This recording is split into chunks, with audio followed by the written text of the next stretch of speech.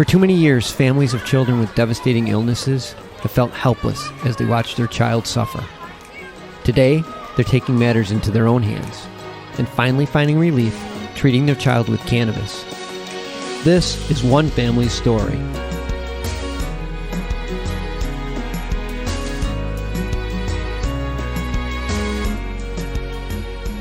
Hi, thanks for tuning in to another episode of Love and Cannabis. I am Nina. I'm Osiris. And we are the proud parents of Aiden. Welcome to another episode, guys. How are you? Hey, everyone.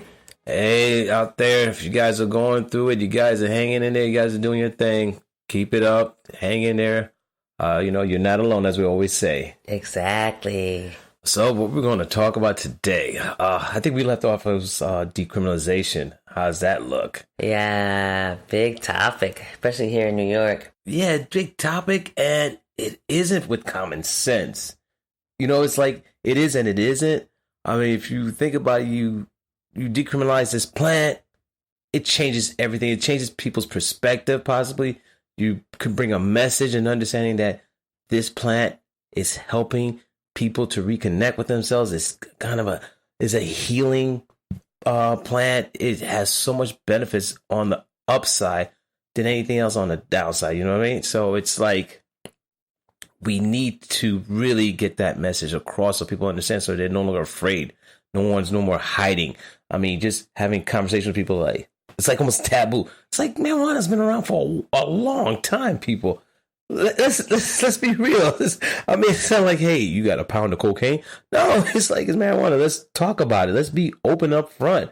So I think it's what we've said before once about the stigma. It's just like removing that stigma. Yeah, and I think it's going to take a while. We don't have a while. We don't have a while. We really don't. So there are some things that are happening in New York that kind of is starting what they call a decriminalization process. So they're not arresting people. Before, if you had, say, 2 ounces, you would get arrested. Yeah. Hell, they were arresting people for just a joint, or you would get now. Depends on the police officer at the time. Exactly. That was because of the it was something that they called the broken window program. I think during the Bloomberg Giuliani time, where loitering was a problem, walking around with a can of beer, those things at the time, because they wanted to clean up the community, so they were tightening up on a lot of things. But that's changed since then. Yeah. So now you will just get like a fine or a ticket if you're caught with 2 ounces. Yeah, or less. You know what's so crazy about that is they have to make up for what they potentially going to lose. Because you can imagine the arrests they've had relating to marijuana. And just the possession alone. It's not even so much as just distribution. It's the possession. Just the possession. Yeah, so you big arrest. Yeah, so you think about it. If you run a prison like a hotel, you're making money off of occupancy. Yeah. So now you're saying, well, we've decriminalized it. We're not going to be arresting anybody anymore. So what happens to those people in the prison and those who are projected to come into the prison because of this? So you're got to figure out like how we're going to make up the loss of those revenues. Yeah, make up the difference. Yeah, because again, you've adjusted your books based on that. You've been paying bills based on this income. You've been paying salaries. You've been doing all these things. Now, all of a sudden, that's going to be gone. So how you going to make? So it's like, we're going to let go, but we're not going to completely let it go. So we're going to fine you. So, got to keep that money rolling. I got to pay bills. But I do definitely, when I'm walking, definitely, people are openly smoking more than ever now. I just think that New York has been crazy. I mean, we've always just did things out openly. I mean, granted, yeah, it's illegal, but it's going to happen in New York. I see a lot of people, I don't know, maybe it's just me. I just do see a lot of people just I smell it out, openly smoking, and they're not the cops are not really paying attention to it as much, or. Well, yeah, and it's interesting, though, what I've noticed also, people are smoking less than cigarettes. I've been seeing more. Well, yeah, because they're really expensive. Yeah, that too. That too. And there's no benefit there. There's no medical benefit there. So, yeah, your problems, you might as well just switch over. Maybe. You might as well. At least you'd be healing yourself, right? Yeah, definitely. Go figure. Much better for your body. Yeah, it's like, how dare any doctors, counter that thought process there. But, I mean, as we think about decriminalizing this plant, what that would mean, I mean, for the most part, it's the shift in the thought process. Is like, this plant is not dangerous. This plant should not be scheduled the way it is scheduled. Oh, boy. Yeah. Why is this plant scheduled and compared to other drugs that are just like, are you serious? So let's get into that. So basically, drugs are scheduled into 5 different distinct categories. Question for you before you even get it. Who determines this? Like, who comes up with the idea, like, this is how we're going to schedule it? Basically, they go by different criteria. Well, I mean, in a sense, like... Oh, the DEA. Thank you. That's what I was trying to get at, because I'm trying to, like, who's sitting on this committee and say, that's a drug, that's not a drug. But I'm assuming that the DEA is working with the pharmaceutical industry, maybe? Doctors? Is there somebody that they talk to that they could determine, like, okay, how do we define? Maybe it has to, because they have to be able to define what categories these certain substances go into. They would have to, because most of the pharmaceutical companies are the ones that are creating these drugs. Exactly. So they have to be able to say, well, yeah, they should have this, they shouldn't have that. This is dangerous, this is not. Exactly. And they sell it to us. Go figure. That's another story. Go ahead.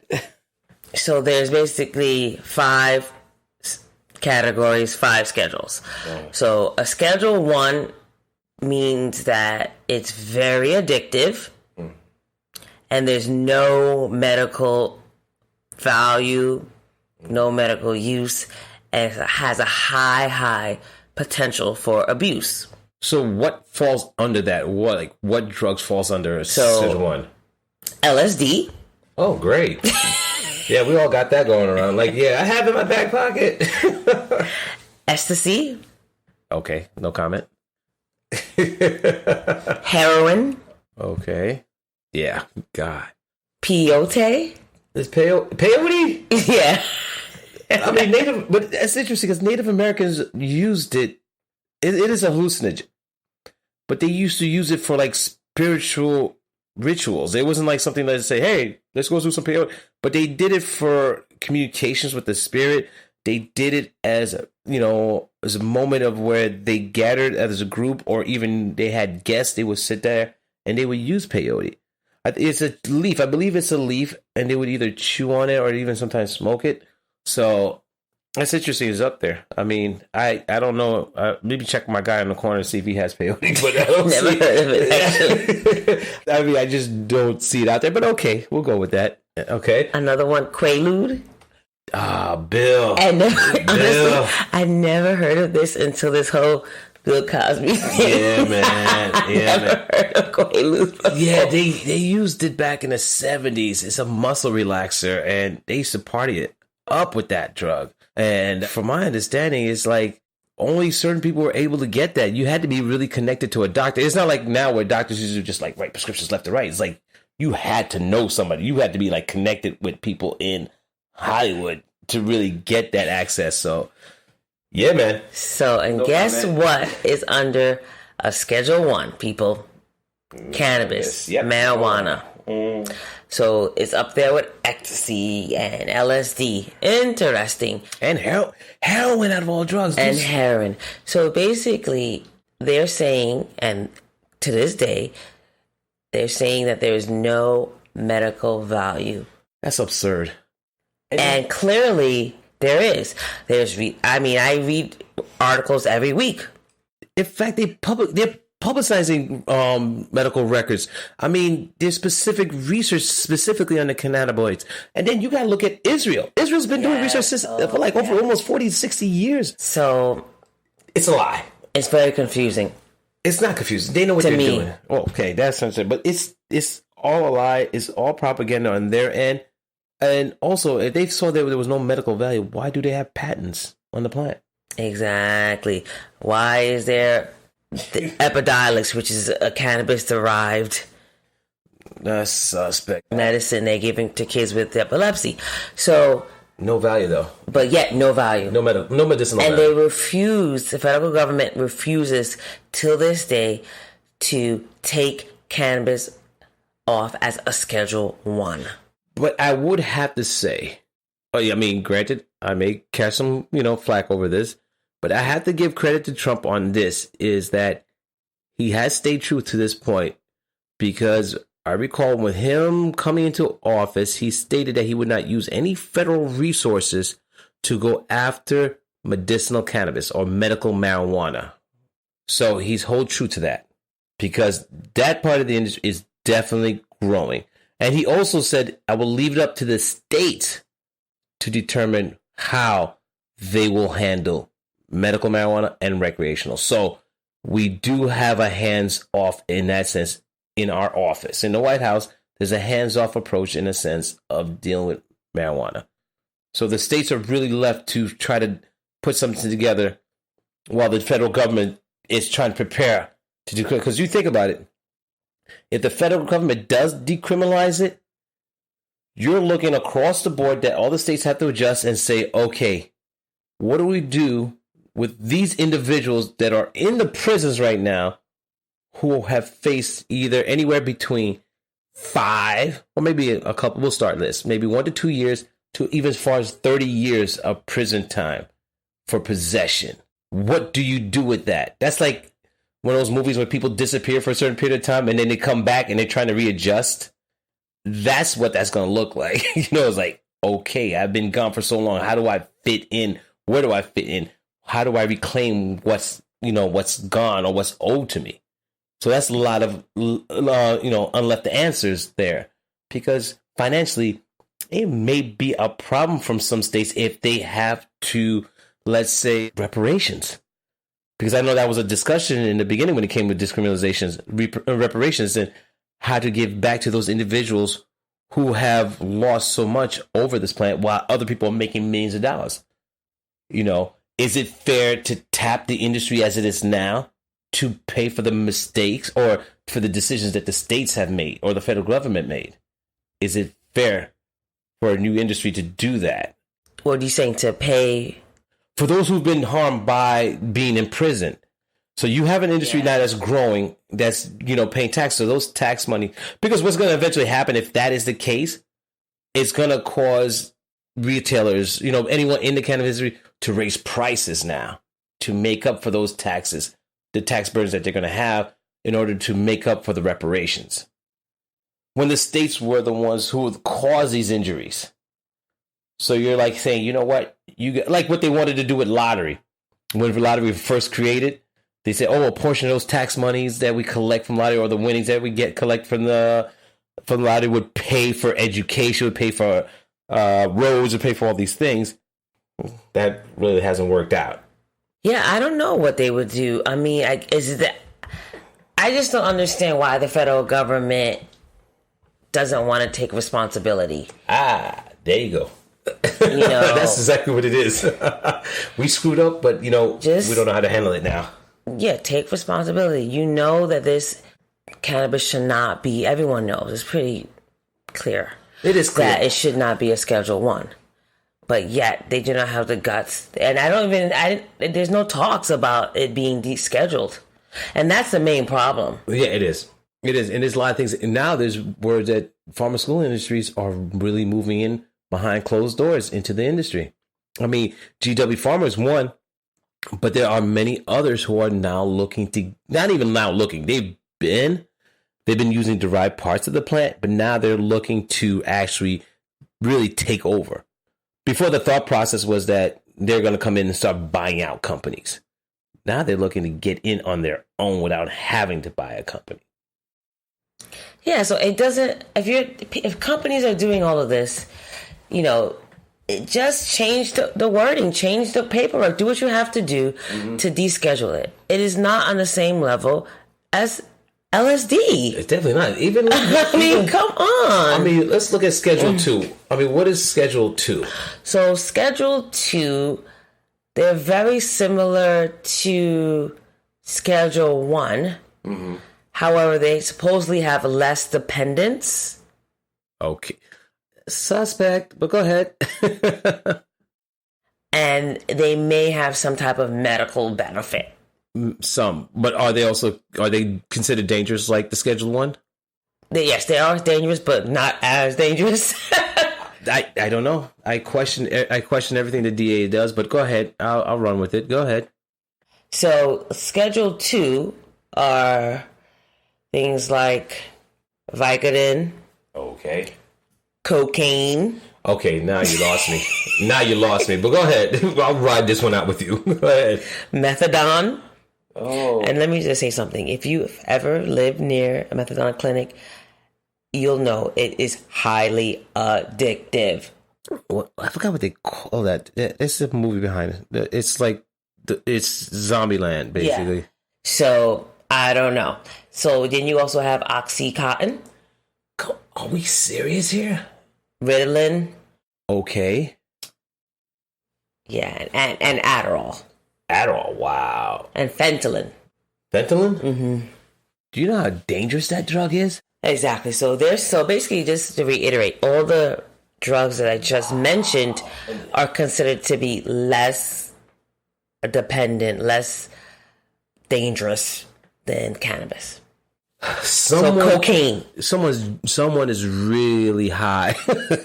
No pun intended, but someone has been doing something to come up and state that this is Schedule 2 and this is Schedule 1. Mm-hmm. Schedule 1, marijuana, is more dangerous than cocaine, methamphetamine, methadone, fentanyl. Fentanyl. Like, fentanyl was being mixed with heroin. But now you have a group of people who are saying, you know what? I don't even want the heroin anymore. I just want the fentanyl. And the fentanyl kills. Yeah. It kills. Oh, speaking of kills. So basically, you cannot overdose on marijuana. You just go to sleep or you eat. You just have the munchies. To a point where you can die. I mean, I'm not saying things that are laced, but you can overdose on cocaine. You can overdose on Oxycontin. Fentanyl. Fentanyl doesn't even take that much for you to overdose. You can overdose on Dilaudid and die. Yeah. This is where I have to say none of this makes sense. And he spoke to a cannabis doctor. There are no known, even the neurologist in New York City said there have been no known deaths over cannabis. No direct cause of unless something was laced. Unless it was laced. And a lot of times people don't know. Yeah, depending where you're getting your stuff from. You may not know that your stuff is laced. Yeah, with pesticides, with even things like other drugs, LSD. Yeah, because people want to push the limits on the high, and then also you have those individuals who do the black market. They want their customers to come back, so they try to get them addicted. So they add certain things to it. You know, like your cocaine, your heroin. They would lace it with something stronger. Hell, at one point they were spraying bug spray, like roach spray, on the marijuana to give it an extra boost. And I've seen what it's done to some people because I've had some friends in the past that literally became zombies after that. They were never the same. I had friends in college, All they did was walk the streets. They did nothing else but just walk the streets to this day. In fact, we're in Harlem, and we know 2 neighbors that are like that. They had great outlooks on life potential, hung out with the wrong people. Those people had some laced marijuana. They took a pull, and they've never been the same ever. So it affects everybody differently, because the people they probably were hanging out with, they were okay with it. But these guys, they might have been extra sensitive, and it just sent them somewhere else. Yeah. So this scheduling stuff doesn't make sense. So it's up there with Common Core, but that's another story too. It just doesn't make any sense. But so going forward then, so what are we looking at then in Schedule 3? Because this is all interesting as we keep going through this. So Schedule 3 has moderate to low potential for abuse. Really? Physical or psychological abuse. Not dependency or just... It has a low potential for dependency. Oh, okay. Go ahead. I'm listening. This ought to be interesting. So what drugs fall into that category? Codeine. Okay. Again, you're losing me. Tylenol with codeine. So there's... Okay, what else? I'm sorry. Go ahead. Testosterone. Testosterone, meaning... A steroid. Okay. And... Okay, what else? Ketamine. I don't even know what that is. Ketamine. Yes. Okay, so... All these drugs are addictive. Can be, definitely. Not can be. They're addictive. I'm like, who are they studying? Just lab rats? Because there are people out there who get addicted to these things. So that's why I'm like, I'm not understanding that it's a low, moderate potential for physical, psychological dependence. There is, especially with steroids. I've played sports. I've known guys who've used them, and they became addicted to it psychologically because they had to have this physical appearance, but they knew they couldn't get it without the drug, so they had to continue to use it. No matter what harm came with it, they knew they were harming themselves. Because if you understand how steroids work, it kind of shuts down your natural body's ability to produce these certain things, like testosterone. So now your body's dependent on it. But once you stop using it, it's not being replaced because you've already replaced it with an artificial version of it. Exactly. So you're going to have to keep using it. And if you continue to use it, you're also damaging your body long term. Now you're looking at codeine, really? Painkiller. Exactly. We already know what's going on with the painkiller industry. I mean, like, you said low to moderate? Who's putting this together? Exactly. So let's go to the last one. No. Second to the fourth one. Okay, Schedule 4. Schedule 4. And I'm already looking at this list, and I see a lot of things here that are addictive, like Valium. But hold on a second. But how are we defining Schedule 4? Because if Schedule 3 is already lower. Schedule 4 is low potential for abuse and low risk of dependence. Xanax. So, number 1. Oh, my God. Seriously? Okay, so, yeah. I know everyone knows people who are hooked on Xanax. Some people take it for breakfast, lunch, and dinner. Like, they can't even think about not having it.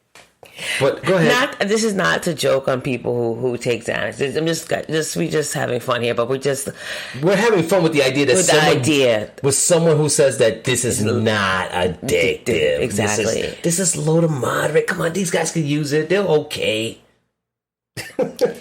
Valium is addictive. Your body gets very dependent on Valium.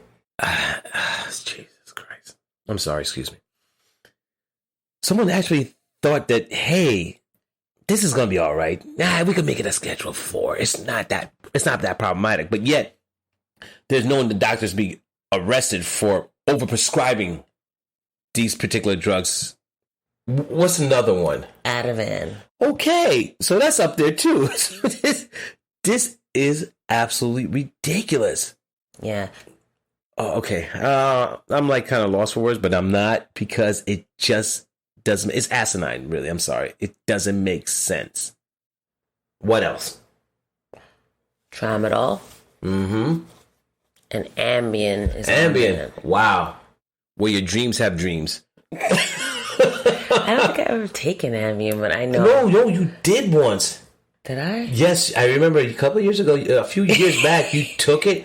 You had a bad experience with it, and you never used it again because you were having a real rough time sleeping. And I think it was either before or after the pregnancy that you just couldn't. You were having trouble sleeping, and you took it. I remember that. And you woke up, and woke up in the middle of the night and just started sleepwalking. You were having these hallucinations. I'm like, whoa. And then you didn't remember anything the next day. I remember that. Yes, you took it. You said never again. You just did not feel the same. Good job, DEA. Good job. That's all I can say. Good job. So now we're on to what? Schedule 5, because this is all interesting. Yeah, so Schedule 5 is lower potential for abuse. Okay. So these are things like your anti-diarrhea. Okay. Yeah, like Robitussin. Oh, I thought people started abusing that. I thought people were making, what is that? Is that Molly drink? Or the syrup? I think there was an issue with robotics on AC. Yeah, they were using certain cough medicines to make a drink that became addictive. I gotta look that up, folks. Let's look up what's in the Molly. But go ahead. Yeah, Motrin, and Lyrica, things like that. So they're things that you can get at the drugstore. You know, it's funny though. What is like the common thing from all these drugs? One common thing that if you had to centralize everything on this list, if you overdose on any of these things except for the cannabis, you would need to get your stomach pumped or you could potentially die. But there is one central thing that I picked up. Like, who has control and access for a majority of all these things that we've read? Or who produces these drugs? Well, the pharmaceutical companies do. Message. So it would probably benefit them to actually participate in categorizing these as well. As like, hey guys, DEA, before you kind of like schedule this, can we talk about how you're going to schedule this? Because ultimately it could affect our revenue, just in case, liability, all these things. Because the fact that they have no control over the plant, but yet these things that they create in a laboratory using derivatives, because you think about it, a lot of them do have origins from a particular plant, like cocaine. That comes from the cocoa plant, and then it's like they use it, and it does have some medicinal benefits. Cocaine does have some medicinal benefits, like your codeine, your Novocaine. It's numbing, antiseptic. They use it, but then there are those that abuse it. But for the most part, the pharmaceutical industry has control over these things. And my thought, this is just me speaking out loud, us as a movement, as the cannabis movement, as we look at the medicinal side of it and we're pushing the medicinal benefits of it, the messaging may get used against us in a way by the pharmaceutical industry, in a sense that, oh, you guys are preaching that it's medicine is medicine. Well, who controls medicine? Who has the right to decide what's medicine and not? Doctors. And who do doctors work with? Pharmaceutical industry. So what are they going to do? They're going to say, hey, you know what? Since it is a medicine, we should be the one deciding how you have access to this. So we are going to now control and manage who will be moving forward, be able to administer it. Yeah, I think to dispense it. Yeah. So it's going to fall back into their hands. The one thing that we don't want to happen is literally what we're doing by calling it medicine. So we may have to actually start to think about, we got to control the messaging. We may have to shift how we message, cannabis.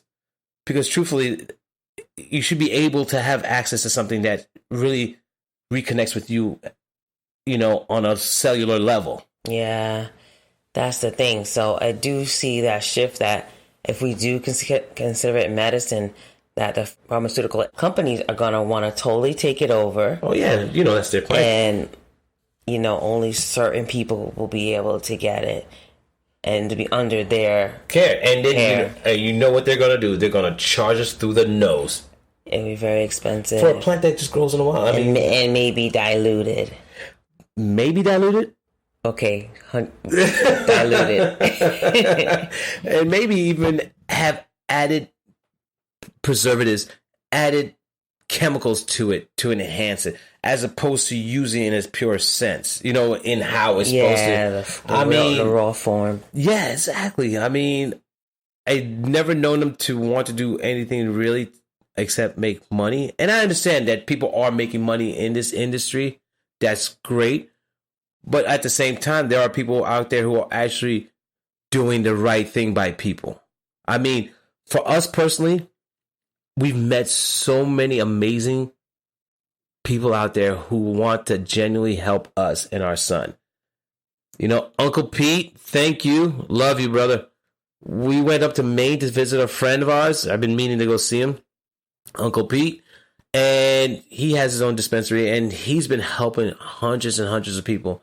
and he took the time out to help us out, share some products with us, and basically share some ideas, how we can help our son and his epilepsy. And the fact that he opened his door to us, I mean, you have people who say, yeah, you come and see me, we'll take care of you for family and this. A lot of people could be talk, but when you actually go and you meet these individuals, you spend time with them, and you realize, they're very genuine. They really want to help people, and they don't look to make extra money. Like some of the people in this industry are. I'm not going to lie. You do have your snake oil salesmen out there. Let's not hide from it. The reality is there are people out there who are selling some, just straight olive oil, straight vegetable oil. They're not giving you anything of substance. They have no CBD. They have no value in their products. If anything, it's sometimes diluted. That happens. That happens across the board in all the industries. But at the same time, there are a majority of individuals who are wholesome, who are grounded, and who are, doing so much and helping people one person at a time. And we've been very fortunate to meet them. And I thank you. I mean, there's so many people we want to thank, out there. And we're going to go into that one day and really share some stories of people that we've met along the way in our journey and who've actually opened their arms to us and, shared, some of their products with us to help us, get an idea of what is it that we need to do to help our son.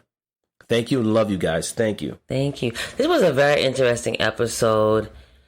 And I knew that cannabis was a Schedule 1, but I didn't know all the other it's amazing when you really peel it back that they were considered more harmful. No, once you peel it back, it's like, wow. Yeah, it's like, but I'm looking at it this way, like, what was the thought process for you guys to come up with this criteria? Because it doesn't make sense. It doesn't make sense. It doesn't. And the thing is this, we don't question them. Exactly. We don't push them to explain it. Explain everything. And why? It's like we accept it as it. Why? Because they're authority? No. But the thing is, we're supposed to be an educated country. We're supposed to be, for a powerful nation, why are we not being able to challenge those who make these decisions and say, no, prove it to us. Explain why is it that you made decision? What was the process? What is the criteria? Because it doesn't make any sense, and we do have the research to prove it. Exactly. So I think the message behind this is that do not take anything for face value. No. Especially something like this movement where it's helping so many people across the board, no matter what race, creed, age. It's bringing people back within to themselves, and it's part of their healing process. So thanks for tuning in, right? Yeah, this has been very interesting and eye-opening episode, I have to say, because, wow. Hope who didn't know, now you know. Yeah, you can't say you don't know. You just can't. You can't walk around here saying you don't know, because, and if anything else, whatever we say, go out there and prove us wrong. Go out there and do the research. And that's more important than anything else. Find your own information. Do your research. Dig deep, especially those who are listening who really don't know or don't understand what's going on. Just start research. Do what we did. We started researching. We started reading. We started just basically find one person that seems to have something that connect with us, and we just kept reading from based on that per individual, and then it just started expanding from there. So, guys, we got to keep moving forward. We got to stand together. That's the only way our industry is going to stay whole. Is grassroots, but also, collectively being on the same page. Okay? All right. Have a good one. All right, guys. Thanks again. Ciao. Ciao. Thanks for tuning in to another episode of Love and Cannabis. I'm Nina. I'm Osiris. And we're the proud parents of Aiden.